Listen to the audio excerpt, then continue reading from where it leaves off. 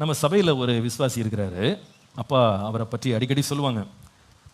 அவர் தேவ கிருபையினால சின்னதாக ஆரம்பித்து இன்றைக்கி கோடிகளில் புரள்றார். ஒரு மாதம் சில கோடிகளை டேர்ன் ஓவர் பண்ணுறாரு.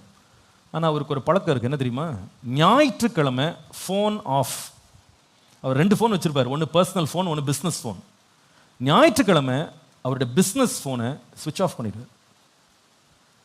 எவ்வளவு கோடிக்கு ஆர்டர் வந்தால் கூட ஞாயிற்றுக்கிழமை பேச மாட்டாராம். அது ரெஸ்ட். 6 நாள் உழைச்சாங்க, காலிலேருந்து ராத்திரி வரைக்கும். இந்த நாள் தேவனுடைய சமூகத்துக்கு வரணும், கர்த்தரை ஆராதிக்கணும். அவர் சர்ச்சுக்கு இன்னும் வராரு, அங்கே சேப்பலுக்கு வராரு. சீக்கிரமாக வந்துடுவார். 7 மணி சர்வீஸ்க்கு 6:30க்கெலாம் கூலாக உட்காந்துருப்பார். நல்லா ஆராதிப்பார், வசனம் கேட்பார், நல்ல தேவனை முடிச்சோடனே ஓடலாம் மாட்டார். அங்கே சாப்பாடு கொடுப்போம், அங்கே காலைல சாப்பாடு வாங்கலாம். சாப்பிட்டு ஃப்ரெண்ட்ஸோடு உட்காந்து நல்லா பேசிட்டு பொறுமையாக கிளம்பி போவார். அவசரமே பட மாட்டார். அவருடைய பாலிசி. கர்த்தருடைய கிருபையினால் அவர் இன்னும் ஆண்டவர் மேன்மைப்படுத்திட்டே தான் இருக்கிறார். சரீரத்துக்கும் ரெஸ்ட்டு, மைண்டுக்கும் ரெஸ்ட்டு.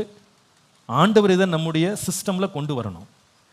ஏன் நமக்கு இன்னைக்கு இளைப்பாறுதல் இல்லைன்னா, நாம் தேவன் கொடுத்த ஓய்வை நாம் கொண்டாடுறதில்ல. we have learned to become busy all the time. 7 நாளில் ஒரு நாள் உங்கள் லைஃப்பில் பிளான் பண்ணுங்க, ரெஸ்ட்.